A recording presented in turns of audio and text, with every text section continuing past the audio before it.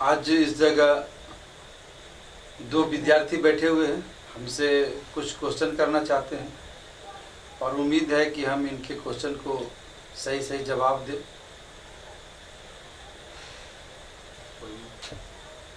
क्या पूछना है आपको? हमको पूछना था कि क्या गंगा स्नान करने से पाप धुल जाते हैं? इस पे आपका क्या कहना है? लोग कहते हैं गंगा स्नान पे जाने से या गंगा स्नान करने से पाप धुल जाता है, यही ना? जी इस पे विचार चाहिए। जी एक पुरानी कहावत है, मन न रंगाए रंगाए जोगी कपड़ा, और ये सत्य है। लोग अपने मन को नहीं रंगते हैं, जोगिया वस्त्र पहन के कहते हैं कि हम जोगी हो गए। तो गंगा स्नान कर लेने से पाप कैसे धुल जाएगा? ऐसा कभी नहीं हो सकता है। अगर गंगा स्नान से पाप धुल जाता तो जेल में इतना कैदी क्यों रहता? खून करके, चोरी करके, गलती करके गंगा स्नान जाता, पाप धुल जाता, फिर कोर्ट कचहरी क्यों होता? आखिर कोर्ट कचहरी बना है सजा के लिए, फैसला के लिए, तो फिर गंगा स्नान करने से पाप धुलेगा कैसे? वहाँ तो एक शरीर धुलता है, आपके शरीर का मैल धुलता है, आपकी कर्म कुकर्म का कोई लेखा जोखा नहीं धुलता है। वहाँ जो आप करते हैं वो आपके साथ होता है और साथ रहता है। आप जैसा बोलते हैं वैसा करते हैं। गंगा स्नान करने से ऐसा कोई पाप नहीं धुलता है, ऐसा कोई पुण्य नहीं होता है। आगे बोलिए। अच्छा, दूसरा सवाल था कि लोगों का कहना है कि ग्रहण लगने पर पहले से बना हुआ खाना नहीं खाना चाहिए, ऐसा क्यों? जी बिल्कुल, लोग कहते हैं ऐसा कि ग्रहण लगता है। हम लोग भी बचपन से सुनते आ रहे हैं कि ग्रहण लगता है तो जो पहले से बना हुआ खाना है उसको फेंक देना चाहिए। ये मेरा मानना नहीं, ये लोगों का मानना है। जो पाखंडवाद ज़्यादा करते हैं, पाखंडवाद पे जीते हैं, उनका कहना है। अब हम आपसे पूछते हैं और आपसे पूछते हैं कि मान लिया जाए आपके घर में खाना बना और ग्रहण लगा, उस खाना को फेंक देंगे आप, नया खाना, ताज़ा खाना बनाएंगे, खाएंगे? तो आप ये बताएं, जो इसको पाखंडवाद को आगे बढ़ाते हैं वो पुजेरी टाइप के लोग होते हैं, तो पूजा पाठ कराते हैं, मंदिर में पूजा पाठ कराते हैं। तो मंदिर में जो पूजा पाठ कराते हैं, मंदिर में जो प्रसाद आता है, कभी उनसे पूछे क्या हलवाई रात वाला मिठाई फेंक करके नया मिठाई बना के दिया है? वो जो नहाते हैं, वो जो पानी पीते हैं, कभी उनसे पूछे हैं कि पानी के टंकी का पानी बाहर फेंक दिए थे, नया पानी भरे हैं? ऐसा होता है क्या? सप्लाई का पानी आता है, शहर हो या देहात हो, तो टंकी जो भरा रहता है रात में, वही सुबह में पानी आता है। उसी पानी से हम घर अंगना निपते हैं, खाना बनाते हैं। क्या उस पानी को बदलते हैं क्या? नहीं। तो जब हम उसको नहीं बदलते हैं, ग्वाला जो दूध लेके आता है हम उसको नहीं बदलते हैं, जो हलवाई मिठाई रखे हुए हैं दुकान में हम उसको नहीं बदलते हैं, तो ये कौन सा ढकोसला हो गया कि खाना फेंक देना चाहिए, रात का बना हुआ और ताज़ा खाना चाहिए? बिल्कुल आपका सही जवाब। चलिए आगे कुछ पूछना। हाँ, एक और क्वेश्चन था। लोगों का कहना है कि ग्रहण लगने पर नहा कर ही खाना चाहिए, ऐसा क्यों? ये भी एक ढकोसला है। ऐसा कुछ नहीं है कि ग्रहण लगने पे नहा के ही खाना चाहिए। अब ग्रहण लगता है, आप पंडित किस्म के आदमी हैं, आप पूजा पाठ ज़्यादा करते तो आप नहा के खा लेंगे।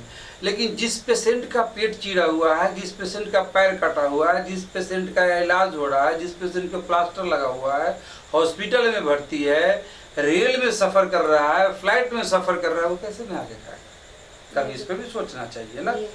ये पाखंडवाद की जो बात फैलाते हैं उनको ये भी सोचना चाहिए कि आखिर ये लोग कैसे नहा के खाएंगे? ये लोग क्या नहा के खाते हैं? जिस स्थिति में होते उसी स्थिति में खाते हैं। जीना तो खाना पड़ेगा। इसलिए इस पाखंडवाद में ना रहें, आपका मन साफ हो और कहीं भी आप अपना दांत साफ करके खाना खा सकते हैं। जी, एक क्वेश्चन हमसे भी है। जी बोलिए। मृत्यु के लोग कहते हैं मृत्यु के बाद पार्थिव शरीर छूने से लोग छुआ जाते हैं, नहाना पड़ता है, ऐसा क्यों? ये दुनिया की सच्चाई है कि पार्थिव शरीर छूने के बाद लोग सोचते हैं कि हम नहा लें, लेकिन ये भी एक पाखंडवाद है। एक जीव जो खस्सी बकरी है, जो मुर्गा मुर्गी है, उसको काट के हम कटवा करके सामने खड़े होके कटवा करके लाते हैं और घर में बड़े मज़े से उसको मसालेदार बना के खाते हैं। उस समय तो हम नहीं छुआते हैं। जी उस जीव को हत्या करके हम खा लेते हैं, उस समय तो हम नहीं छुआते हैं।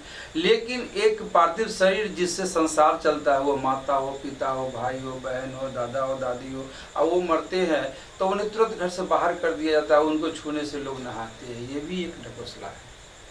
ऐसा कुछ नहीं कि हम उनको छू दिए तो हम छुआ गए और हमने छुआ जाने से मेरा विनाश होगा, ऐसा कुछ नहीं। आपका मन साफ है, कुछ नहीं होने को है।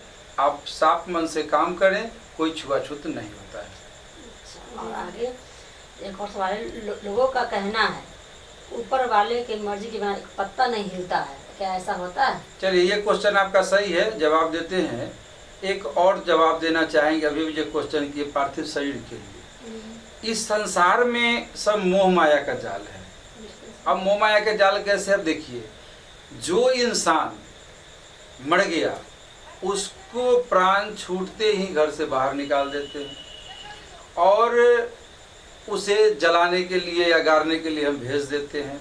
उसका साथ बिस्तर जो होता है जिस पे वो सोते हैं वो भी हम भेज देते हैं, फेंक देते हैं मतलब कि।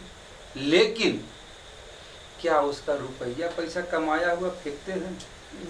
कभी सुने हैं? नहीं वो जो कमा के बैंक में रखे हुआ है वो फेंकते हैं? नहीं फेंकते। क्या वो जो जेवर पहने हुआ है, सोने का अंगूठी, कंगन, क्या वो फेंक देते हैं? बिल्कुल नहीं फेंकते।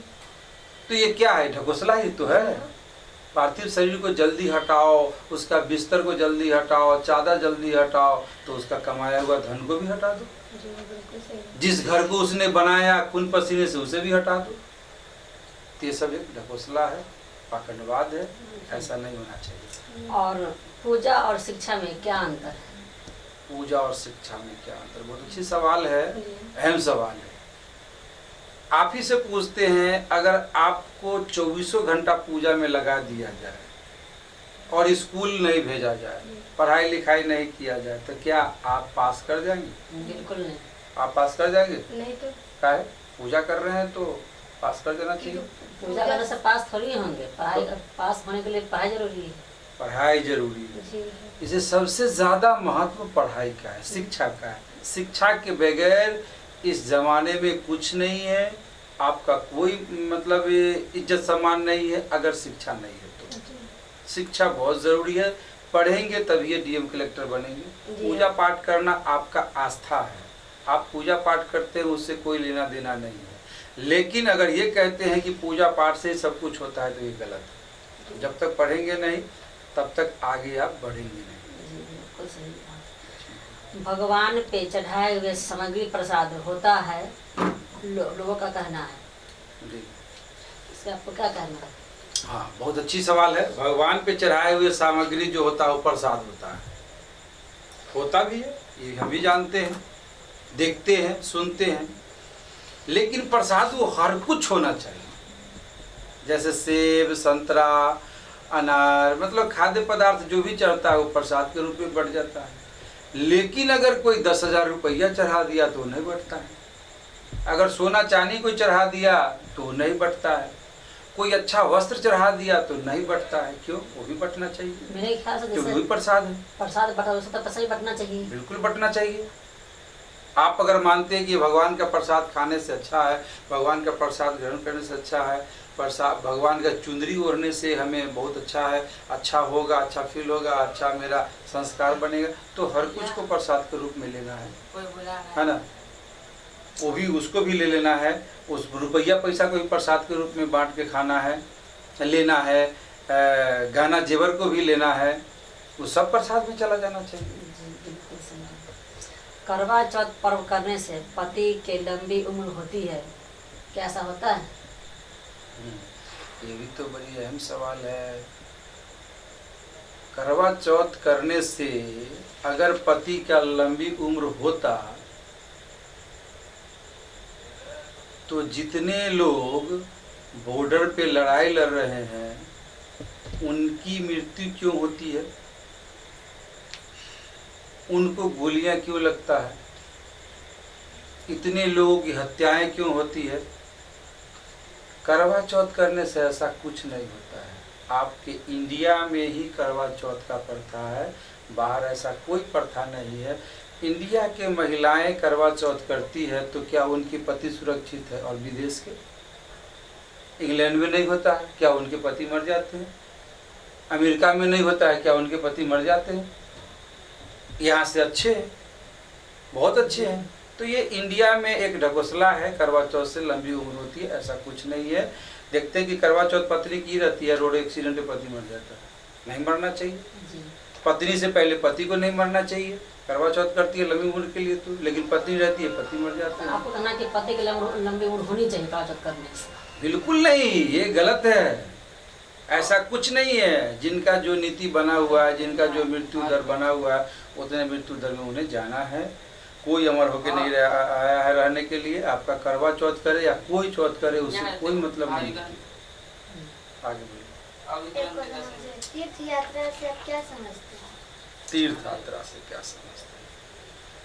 तीर्थ पे जाने से क्या होता है? लोगों के मन की शांति होती है।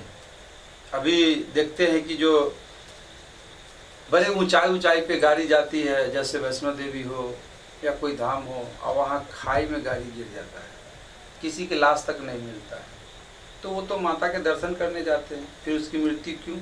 मृत्यु तो नहीं होना चाहिए उसका, उसको तो सुरक्षा में माता को रखना चाहिए, या हमारे महादेव जी को रखना चाहिए कि नहीं वो हमारे सेवक है, नजदीकार है, उनको मृत्यु नहीं होना चाहिए। तो मैंने पहले कहा मृत्यु दर बना हुआ है, मृत्यु तो आनी है, वो सत्य है। कब आएगा कोई नहीं जानता। एक मन की आस्था है, अपने मन को भुलाने के लिए लोग जाते हैं तीर्थ करने के लिए। और दुनिया का कोई तीर्थ से कुछ नहीं होता है, कब भी नहीं हो सकता है, जब तक कि आप अपने माँ बाप का सेवा न करें, अपने माँ बाप का कहना ना माने, अपने माँ बाप का जो है सो पेट में रोटी, दे पे कपड़ा और सोने को बिस्तर, रहने को घर अगर नहीं देते हैं, और आपके माँ बाप तकलीफ में है, लाख आप तीर्थ यात्रा कर ले, आपको फल नहीं मिलने को है। मतलब कि आपका कहना है कि घर में बुजुर्ग माँ बाप है तो उनको सेवा करने से ही तीर्थ यात्रा पूरी होती है। दुनिया का कोई तीर्थ नहीं है ऐसा जो पुण्य दे जैसा कि माँ बाप का सेवा है, सास ससुर का सेवा है। बहू है तो अपने सास ससुर का सेवा करे, लड़का है अपने माँ बाप का सेवा करे, यही उसका संसार का तीर्थ है। इसी से उसका फलन फूलन होगा, इसी से उसका बेस तैयार होगा, इसी से उसके बच्चे का भविष्य भी बनेगा, क्योंकि वो जो देखेगा वही उसके बच्चे भी करेंगे। एक और क्वेश्चन है, लोगों का कहना है बिन पंडित का पूजा सफल नहीं होता है, इसको क्या कहना है? ये गलत कहना है, बिन पंडित का पूजा सफल नहीं होता है। हम कहते हैं आप पढ़े लिखे हैं, आप भी वेद पढ़ सकते हैं। और कुछ लोगों का कहना सही है कि बिन पंडित का पूजा सफल नहीं होता है। तो मैं उन लोगों से पूछना चाहता हूँ, उन पाखंडवाद करने वालों से पूछना चाहता हूँ कि बिहार में या अपने इंडिया में छठ पर्व को बहुत महापर्व माना गया है। लोग कहते हैं महाभारत पर्व है, बहुत बड़ा पर्व है। तो इस पर्व को महिलाएं, हमारी माताएं बहनें जो हैं, हमारे देश के जो माताएं बहनें हैं, वो स्वयं 36 घंटा सहती है और सह के स्वयं वो पर्व करती है। खरना से लेकर के सजी आरक पढ़ना तक वो स्वयं करती है। क्या ये पूजा सफल नहीं होता है? अगर पंडित के बगैर पूजा सफल नहीं, तो ये भी सफल नहीं होना चाहिए, लेकिन ये सफल होता है। तो मैं उन पाखंडवादों से कहना चाहूँगा कि मन चंगा तक कटौती में गंगा जो कह गए हैं संत रविदास जी, ये अच्छा कह गए हैं। आपका मन साफ है, आप जिस मन से पूजा करना चाहें आप स्वयं करें, आप स्वयं कर सकते हैं। बीच में मीडिएटर की कोई ज़रूरत नहीं है। आप पढ़े लिखे आप कर सकते हैं, आप पढ़े लिखे नहीं है तो आपको मीडिएटर की ज़रूरत है। आप कथा नहीं कर सकते हैं तो आपको पढ़े लिखे लोगों की सहारा की जरूरत पड़ेगा। आप पढ़े लिखे आप कथा कर सकते हैं, आप कथा बोल के पढ़ सकते हैं, आप आरती गा सकते हैं, अगर आपकी इच्छा है तो। अन्यथा मैंने पहले ही कहा, माँ बाप की सेवा से बड़ा कोई सेवा नहीं। आगे और कुछ? एक और क्वेश्चन है, बीमार लोग इलाज से ठीक होते हैं और वे शुक्रिया अदा भगवान की क्यों करते हैं? ये भी बात दुनिया में होते आया है और होता ही है। लोग इलाज से ठीक होते हैं, अगर बीमार भी पड़ते हैं तो वो डॉक्टर के यहाँ जाते हैं, डॉक्टर के यहाँ इलाज कराते हैं, जमीन जथा बेच करके इलाज कराते हैं। और जब ठीक हो जाते तो कहते सब भगवान की मर्जी, अगर ऊपर वाले नहीं होते तो हम नहीं जीते। अरे शुक्रिया अदा उसको करो ना जिसने तुझे पैसे लेके भी जिलाया। वो डॉक्टर भगवान है जिसने आपसे पैसा लिया, वो सही है, लेकिन उसने आपको जिलाया। अगर ऊपर वाले ही जिला दिए होते और सब कर्म ऊपर वाले के यहाँ तो होता तो आपको मंदिर में रख दिया जाता, आप मंदिर में ही आपका इलाज हो जाता। तब हम मानते कि हाँ भगवान ने हमें बचा लिया। भगवान ने, अगर आप भगवान को मानते कि भगवान है तो आप ये भी मान लीजिए कि आपका मृत्यु तय है, आपके साथ ये मृत्यु होनी है और कब होनी आप नहीं जानते। वो आपका जीवन और मरण दोनों बना चुके हैं, तो मरना तय है।